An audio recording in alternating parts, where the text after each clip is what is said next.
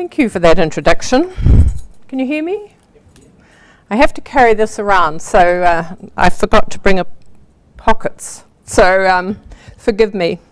So what I'm going to do tonight is talk to you about leadership, and most particularly talk to you about just what are those main components of leadership, and how can you actually do something about developing yourself as a leader. So first of all, I'm hoping I can make the technology work. This beautiful woman is Dr. Selina Tusitala-Marsh. For all of those alumni here from Leadership New Zealand, you will recognise her as an alumni of Leadership New Zealand. Now, I saw her perform 5 or 6 years ago, and she just blew me away. She's absolutely spectacular. And so I decided that I would like to have her on the Leadership New Zealand program. And I approached her about this, and she said, "I'm not a leader." And I said, "Yes, you are." And she said, "Well," so I said, "Think about it." She didn't. And I came across her at another function, and I said, "Have you been thinking about it?" And she came up with more excuses, and I said, "You have to." She said, "I'm not a leader, I'm a poet." I said, "You're a leader." Anyway, long story short, it took a while, but we got her onto the program, and she was absolutely spectacular. Why was she spectacular? I mean, she saw herself, she's a lecturer at Auckland University. She saw that she was one-dimensional. She saw that she was a poet and an academic. But in fact, when she entered the Leadership New Zealand program, she actually suddenly discovered a whole lot of other worlds. She discovered the world of corporates, she discovered the world of the public sector, she discovered the world of government, she discovered the world around the country. And the wonderful thing that she did was then she interpreted that into her world of poetry. And she did that in a way that I think most people could actually really resonate with. Most importantly, she saw that she, through that, could really make a difference. And she went on to become, she's still a lecturer, and she's still one of New Zealand's best women poets, and in fact, she is quite a major poet on the global stage now. But she teaches leadership in her own creative way for the Pacific leaders in the Best Leadership Academy. So she has taken her learnings and her perspectives and the breadth that she discovered into the world of actually teaching others about leadership. She's also written a most wonderful poem called New Zealand, the Lucky Country. So this is not a promotion for Selina, but may as well be. And later on I will actually read you her poem. So what's leadership about? First of all, I'm going to start with diversity. Why do I start with diversity? Because ultimately leadership is the way that we interrelate one to another. And in order to be a true leader, you have to actually be able to understand another's perspective, because without that, you can't really have the types of conversations or communicate your message. And that's what you're trying to do as a leader. You want to communicate your vision or the collective vision of the future. And if you can't understand where others are coming from, you won't be able to do that. So obviously, over the last 10 years in New Zealand, we've had a lot of focus on diversity on boards, diversity on executive teams and so on. And the thing is that I think there's a lot of emphasis that this is perhaps the right thing to do. But what I'm bringing you tonight is the fact that it's not only the right thing to do, it's actually something that will bring to you a whole lot of different perspectives on your way of thinking. So just as Selina Tusitala-Marsh was suddenly introduced to a whole lot of worlds that she could bring to her world, and she could bring her world to theirs, it's the same with diversity. And in fact, for those of you here and involved with Leadership New Zealand, that's what Leadership New Zealand is about. Leadership New Zealand was about leadership and a frustration with the fact that we tend to lead in our own boxes. We tend to lead as a corporate leader, a public sector leader, or whatever. We tend to actually classify ourselves and pop ourselves into boxes. But actually, leadership is truly actually about understanding everyone else. And then you begin to get the dimensions and the depths and the understanding of actually how other people see things. And if you really want to understand that, you actually got to understand the human brain. Now, the interesting thing about the human brain is that the more we're coming to understand about the human brain, the more we understand about our own behaviour. And the thing is that the way you are, the brain adapts to the life you live. So as you live a life, what they've discovered is your brain becomes grooved, becomes like those streams that make their way down riverbeds. And what happens? It's very difficult for you to think any other way. So in other words, your experience, what you see, what you do, what you think, actually determines the way you actually react to situations. Now, the danger of that is that if you are around a board table or whatever, and you've got a whole lot of people who you've got there because they're really good guys and they, you know, they feel comfortable, and you've got your mates around the table and they're actually agreeing with you, the question that you have to carefully answer is, are they just thinking the same way that I am because they've got similar experiences, similar background and so on. So the important thing about diversity is that in fact what it will bring to you is a new way of thinking. So if you want to be innovative, if you want to actually have someone that can say, is that really the way we should be thinking? Is there another way to look at this? You need to have a breadth of perspective. And that's where you get challenging conversations. That's when you actually get really confronted with perspectives that you otherwise wouldn't think about. So interestingly enough, there are only a couple of ways of actually challenging yourself in that way. One is to surround yourself with diversity. A wonderful alternative is to go and travel very broadly and immerse yourself in other cultures. Just going to Bali and living in a resort is not going to do it. But so in other words, you need to actually immerse yourself into understanding how others live. Okay, so let's just talk about leadership for a while. So Jim Collins is someone that I often talk about. So if people say, what is leadership? I will actually say, well, let's have a look at the work that was done by Collins and Porras. Who of you have come across that work? Good to Great, Built to Last, you might know about that.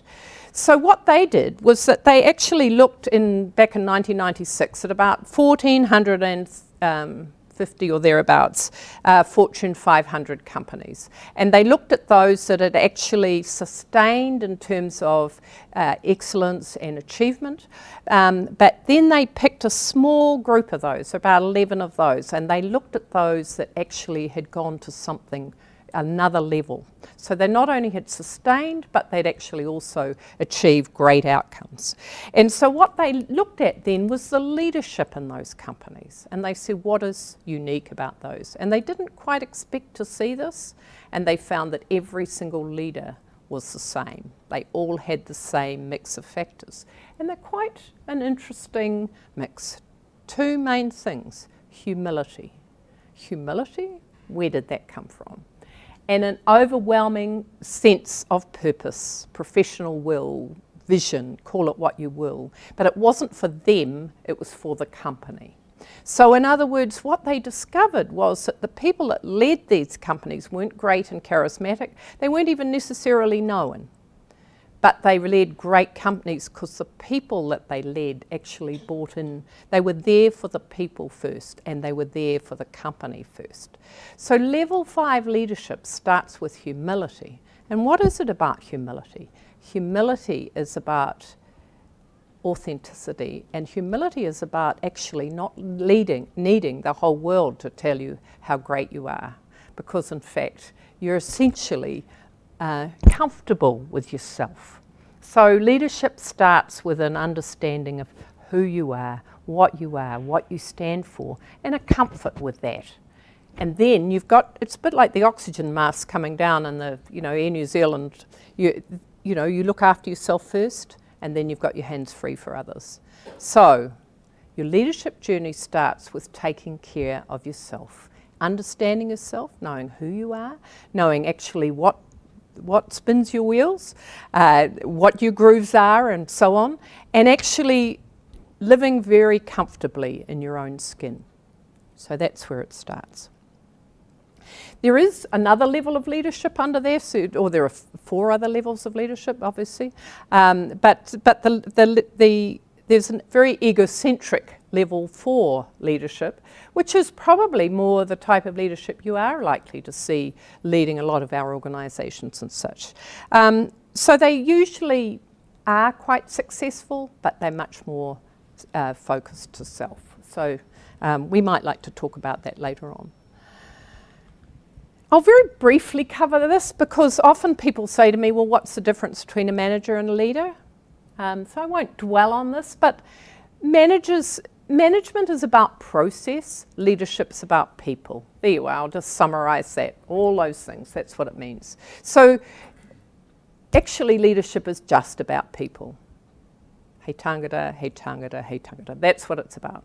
So underpinning leadership, you have to have good process. So I'm not poo-pooing management at all. You need good managers as well. But if you want to be both, you've got to understand what leadership is all about. So I'd like to now talk to you about authenticity. I've talked to you about the humble leader and what that means. So I'd like to talk to you about authenticity. And there was a really nice article that was published recently by a woman called Sherry Campbell, which I really liked, and it talked about the 10 qualities of exceptional people. And I thought, exceptional people, leaders, you know, if you're interrelating with people, it's actually about the type of person you are. So let's just have a look at what those are. So she talks about what it is to be a really good human being. And I like that. She first of all spoke of grace, of actually working, of moving with strength but gently. In other words, grace. I like the concept. She wrote of kindness, generosity of spirit, that concept of kindness, of actually caring about others around you.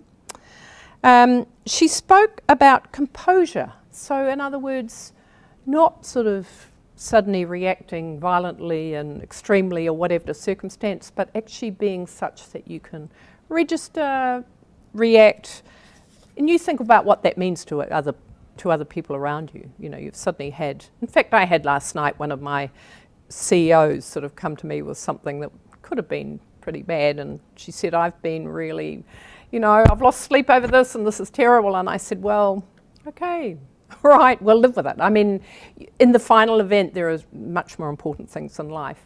As it happened, it all turned out okay, and that's actually 95% of the time what happens. So the idea in terms of leadership of just being able to accept, cope, and allow things to happen, I think is quite important. Fearlessness or courage, that idea that a leader has to actually be out there prepared to stand up and be courageous, because a leadership is by definition about change. So it's really important that you sort of step outside and you're prepared to put yourself out there and be brave. Being poised, so that just having that inner confidence to know and to be prepared to be aware of what your standing place is. To be deliberate, and that's about being clear about what it is you're about and where you're going to, and often that's about understanding your own values and what you stand for. Intelligence, I think that goes without saying, that you've got to have a certain capacity to be able to really understand what's going on around you. But emotional intelligence is the most important thing for leadership. So in other words, emotional intelligence is about self-awareness and social awareness, awareness of others around you. The exceptional leader, as we've said, by definition is humble, so therefore they are unassuming. Celebrating the success of others, allowing others to glow, to shine around you, not actually taking everything for yourself. Exceptional people are truthful, they're honest, because honesty is required to develop trust, and you can't have leadership without trust. And finally, I think exceptional people are loving.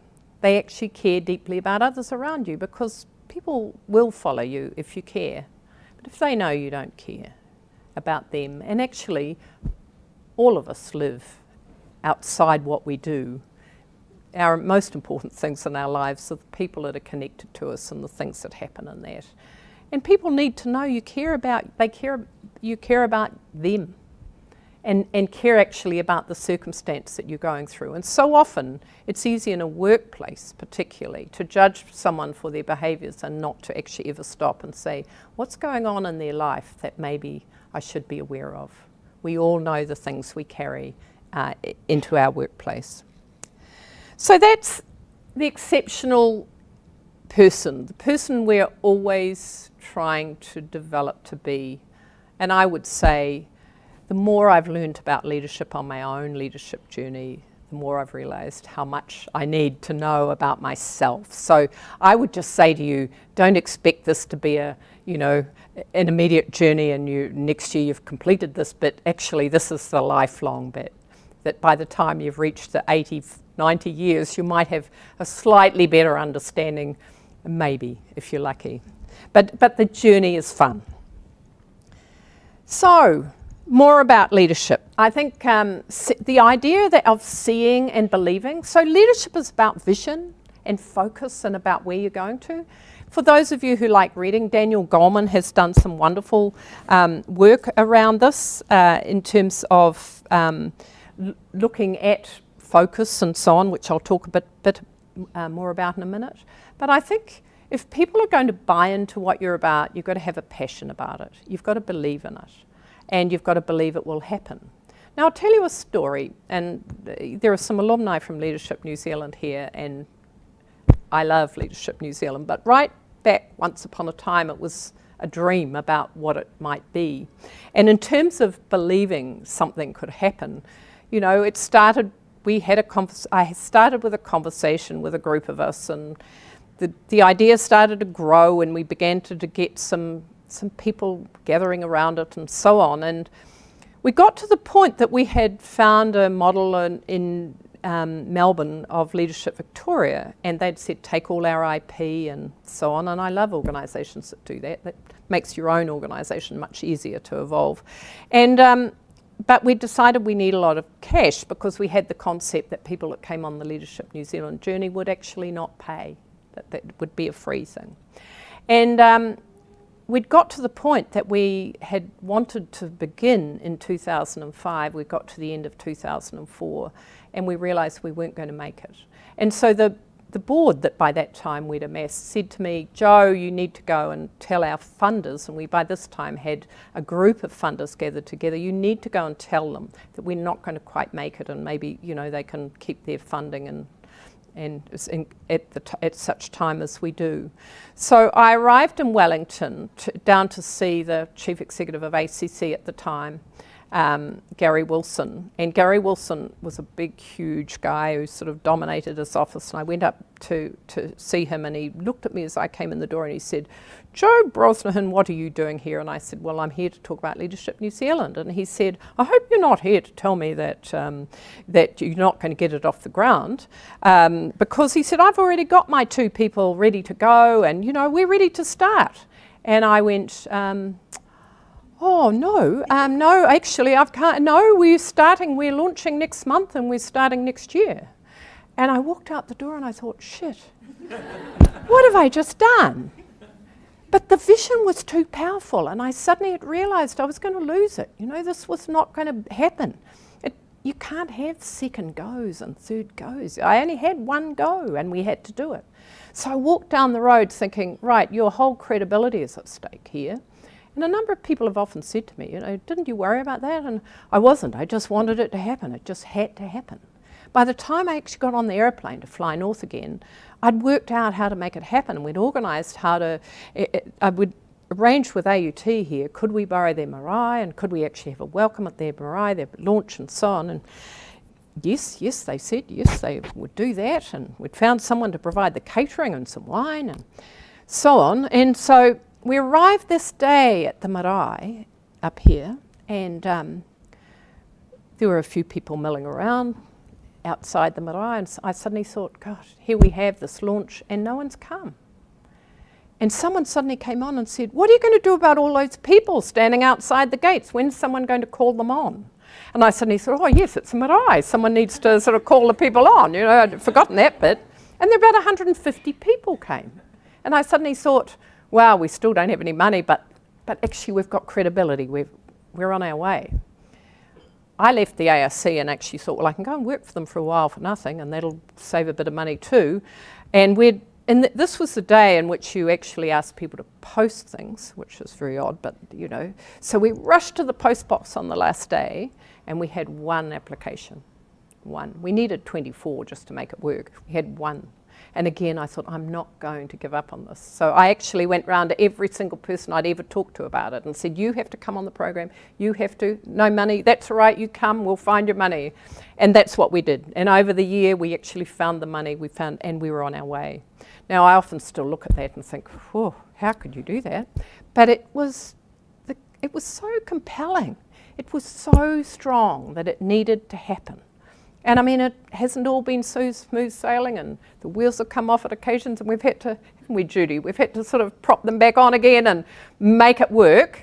It's fabulous now, and I look around at the alumni here and I just think, oh, you know, we might not have done that. We might have actually not had any courage, enough courage. We might have just been scared of the consequences of putting yourself out there and failing, which so often holds us all up.